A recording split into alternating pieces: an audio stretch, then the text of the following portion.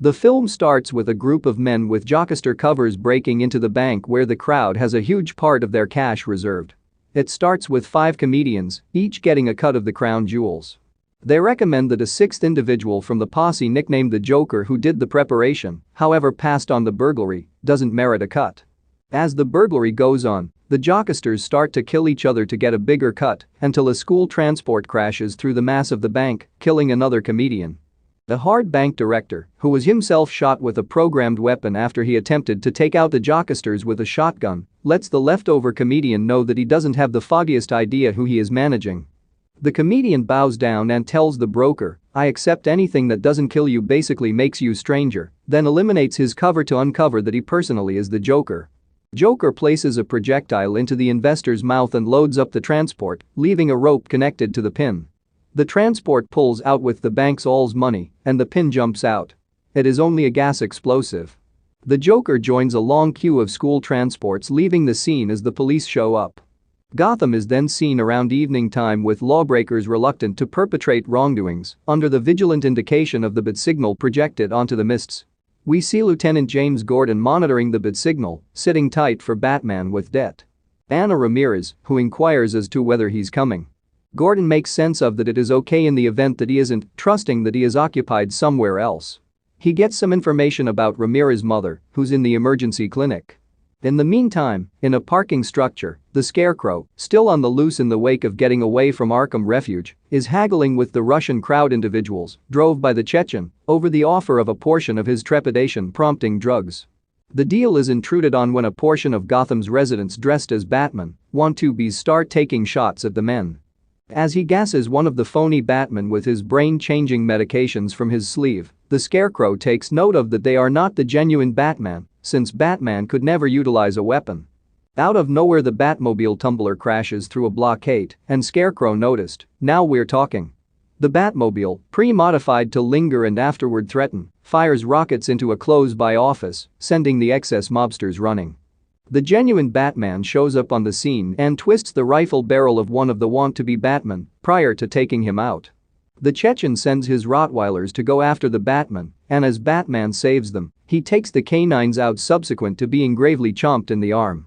The Scarecrow endeavors to escape in a white van, however Batman hops onto the van and starts cutting into the side with his gadget called the Mangler. Scarecrow steers into a help which sends Batman to the ground. As Scarecrow moves away down a spiraling path, Batman jumps onto the top of his van, crushing it to an end. He leaves the phony Batman and the Scarecrow alongside a portion of the mobsters integrated up for the police to ultimately gather together. At the point when one of the shams says he's attempting to help, Batman brutally lets him know he needn't bother with any assistance. Gordon shows up at the bank the Joker held up before with Ramirez, who shows him the Joker's image from a surveillance camera. Batman shows up to investigate the scene, noticing that they have illuminated the medication, the means to make it more straightforward to follow. At the point when Gordon inquires as to whether the Joker is a danger, Batman illuminates him that he can't stress over exclusive when there is a whole horde to cut down. The following day, as Bruce Wayne lines himself up from the canine chomp, Alfred offers his interests, cautioning Bruce to know his cutoff points. He sees Bruce keeping a nearby watch on recently named lead prosecutor Harvey Mark through some PC screens, as Bruce is attempting to conclude whether Scratch can be relied upon. Alfred contemplates whether he is truly keeping an eye on the relationship that Rachel Dawes has created with Harvey Imprint. Harvey Gouge shows up in court to join Rachel Dawes in arraigning mobster Salvador Maroni, the supposed new head of the Falcone wrongdoing family. One of Maroni's men accepts all negative consequences in court and endeavors to shoot Mark from the testimony box. The weapon doesn't go off, and Scratch punches the man before he is dragged away to prison. Maroni is at last liberated, to the disappointment of Imprint. Mark meets Lieutenant Gordon, and after a short trade of words, the two of them express their doubt for those that are working in one another's workplaces. Harvey investigates Gordon over his contribution with the Batman, and Harvey lets him know he needs to meet him. Gordon demands court orders for 5 banks that are accepted to hold the rest of the crowd's cash. Imprint consents to back Gordon's court orders, framing a shaky trust with the fair Gordon, who thus hails Gouge as Gotham's White Knight, while Scratch questions Gordon about one more moniker they had for him when he was at IAD, an epithet Gordon professes to have no information on. Lucius Fox holds an executive gathering at Wayne Endeavors, arranging a joint endeavor with Lau, the head of Lau Security Speculations, situated in Hong Kong. After the gathering with Lau, Wayne communicates his reservations with Lucius Fox about Lau's business activity, clearly unlawful in view of their benefits. Subsequent to consenting to drop the arrangement, Wayne asks Fox for another suit. He makes sense of that he should be lighter and quicker on the off chance that he runs into any more gatekeeper canines and that he needs to have the option to turn his head. That evening, Harvey feasts out with Rachel. Harvey tells Rachel he needed to reserve a spot weeks sooner and, surprisingly, then, at that point, expected to practice his impact to get a table at the entirely elegant cafe. Bruce and his date, the prima ballet dancer for the Russian artful dance, experience Rachel and Harvey. Bruce has them arrange a table so they can feast together, illuminating Harvey that he possesses the cafe.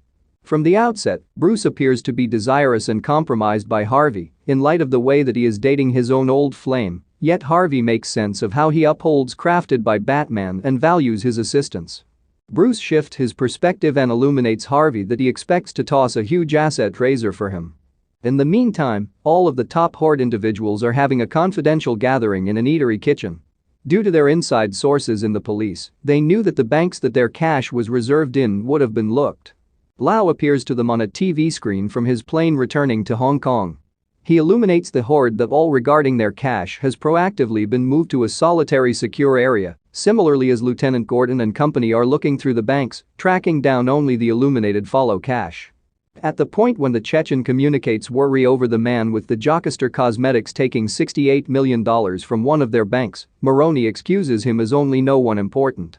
The Joker unexpectedly goes into the room, and in the wake of killing an unfriendly Horde parts comrade via a wizardry stunt, he lets them know their one arrangement is to kill the Batman and offers to do as such for around 50% of the crowd's cash.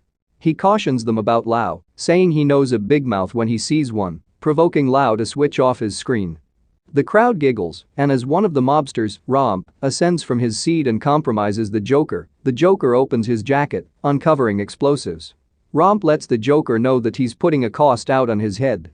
The Joker advises the crowd that when they intend to treat things somewhat more in a serious way, call him, and presents them with his card, a Joker playing card. Furthermore, with that, he exits. Yet, not prior to advance notice that Batman will come for Lau. Harvey Mark, with Gordon, lights the bit signal to meet with Batman, who shows up. As Imprint and Gordon fault each other for the cash's vanishing because of breaks from degenerate officials in different specialties, they clarify for Batman that they need Lau back. Understanding that Batman is under nobody's ward, they need to make him talk and surrender all the Horde individuals' names. Batman concurs and vanishes. Fox shows Wayne his new suit, and Wayne starts arranging an unrehearsed excursion to Hong Kong. Fox will go with him, making it seem to be the main justification for his visit was to drop the exchanges with Lau's organization.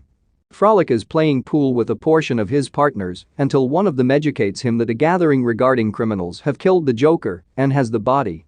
The body is gotten canvassed in a sack, and as Romp is going to pay, the Joker ascends and holds a blade to his face while his men hold weapons to his partners' heads. The Joker recounts how he got his scars from his dad and afterward kills Frolic. He offers the three enduring partners a chance to join his group, yet he has just a single opening. He leaves the three with the parts of a messed up, sharp pool stick and no decision except for to battle each other for their lives. Meanwhile, Fox appears in Hong Kong to meet with Lau. He truly investigates his mobile phone at the front workspace at Lau's construction, as there are no PDAs allowed nearby. Fox meets with Lau and enlightens him in regards to Wayne Endeavor's game plans to drop chats with his association. In any case, he unobtrusively keeps one cell in his pocket, which has been acclimated to convey a sonar guide of the enveloping locale. In the wake of leaving the design, he doesn't get the phone he dropped off, and he makes the aid of the construction to Bruce Wayne. That night, the phone that Fox left at the front workspace communicates a high repeat that shuts down all power in the construction. Batman crashes in through a window in Lau's office and after a terrible fight with a piece of his gatekeepers, gets Lau and escapes by sending an inflatable joint to a connection to a plane he has contracted flying over Lau's design. Back in Gotham, Lau is cross-examined by Rachel with Gouge and Gordon looking on. Rachel squeezes him to give them the cash Lau has taken, yet Lau won't surrender. After she takes steps to have him moved to the province secure, Lau tells her that he can provide them with the names of the mobsters and their pooled ventures. Gouge then, at that point, understands that they will have the influence they need in a RICO instance of trick to connect all of the crowd individuals together. Gordon chooses to keep Lau in his holding cell at the significant case unit building, and Lau consents to help out the police and give the names of the crowd individuals. Official Gordon visits Scratch and attempts to let him know how sorry he for has unfolded, addressing why Imprint rejected skin unions and pain relievers, and how he can bear being in persistent distress over his distortion. Harvey is loaded up with rage for Gordon not paying attention to him when he cautioned Gordon not to believe the bad officials that Imprint researched during his time in Insight Undertakings, which has brought about Scratch's distortion and eventually Rachel's passing. Imprint requests Gordon let him know the epithet they had for him when he was in IA, which Gordon humbly answers Harvey Two-Face, while being compelled to gaze at the broad consumes and scarred tissue that cover half of Harvey's face. As Gordon leaves a sincerely crushed Harvey, he runs into Maroney in the passage, who lets him know that the Joker has gone excessively far and that assuming that Gordon needs the Jockster, he knows where he will be. Wayne's bookkeeper Reese shows up on a news show professing to have the option to tell the world what Batman's identity is.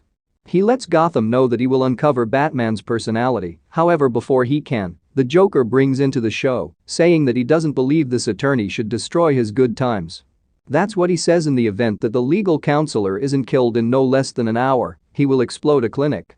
This triggers the police to rush in and safeguard the attorney and attempt to convey him to somewhere safe and secure.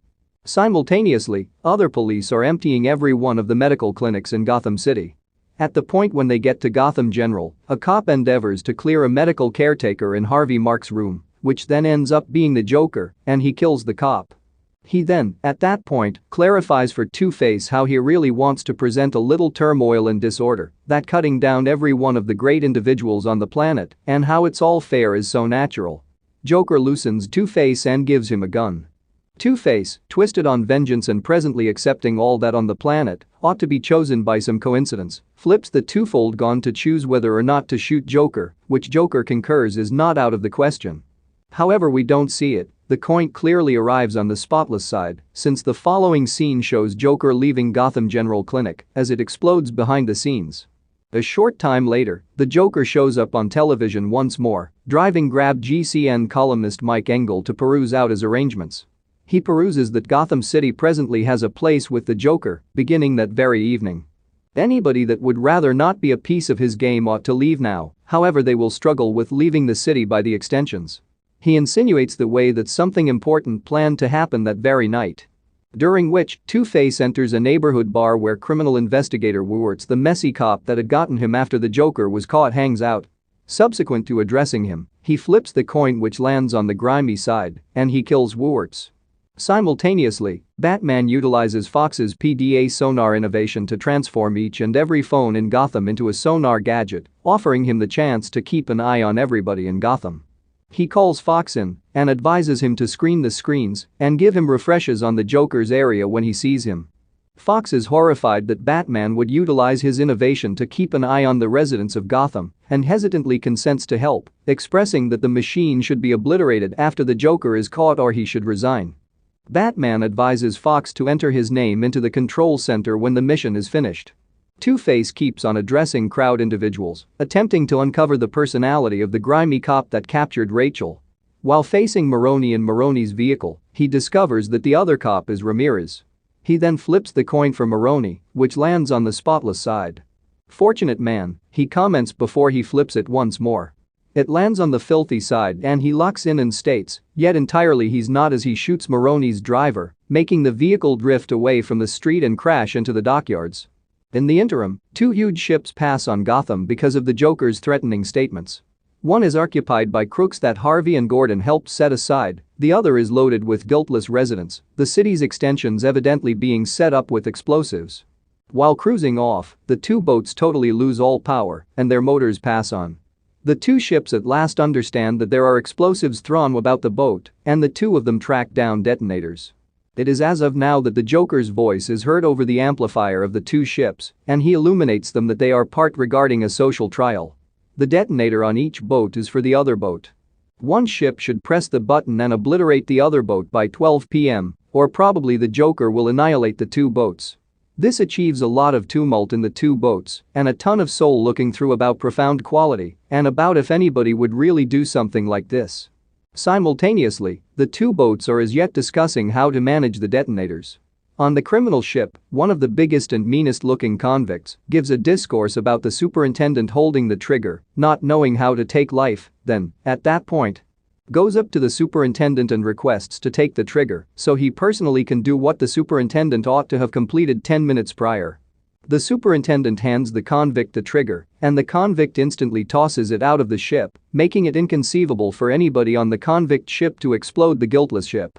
On the blameless ship, in the wake of having casted a ballot to utilize their detonator, the authorities can't force themselves to showcase the choice. A man stands up, takes the detonator, yet can't press the button.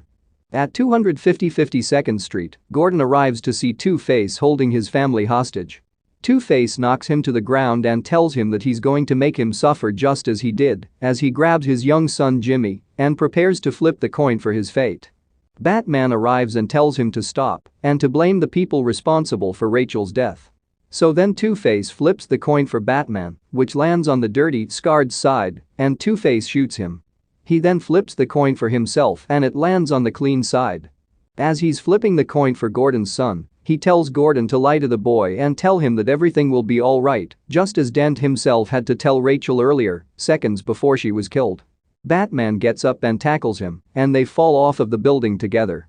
Unseen by them, the coin lands on the clean side. Batman hands Jimmy up to Gordon as Batman himself falls to the ground next to Two-Face, who lies motionless. As Gordon moves down to beware of Batman, that's what Batman mourns. Eventually, the Joker won. By ruining Harvey Scratch and turning him evil, he destroyed the best of them. If Gotham somehow managed to learn about Scratch's homicides, then the image of trust and confidence he had given Gotham would reduce, and every one of the detainees he helped set back in prison would be let out, subsequently making mayhem. Batman makes sense of that Gotham can never learn about the homicides and assumes the fault of them on himself, so the Joker wouldn't win and the city's tranquility would remain. We see a montage of Chief Gordon and different individuals from the Gotham City Police Division accumulated at a dedication to Harvey Mark. It is indistinct regardless of whether he was killed. Gordon then crushes the bat signal over the MCU working, while Alfred consumes Rachel's note and Lucius closes down the sonar machine with a satisfied look. Batman, behind the scenes, keeps on making sense of that by assuming the fault of the killings, the confidence that individuals of Gotham had in Harvey imprint can be compensated, and they can feel supported. Batman then, at that point, runs from Gordon as the police pursue him, and Gordon lets his child know that while Harvey imprint was the legend Gotham required, Batman is the legend that Gotham merited. The bat signal is obliterated, and a manhunt is given for Batman. Batman moves on his Batpod and hurries away, while Gordon proclaims,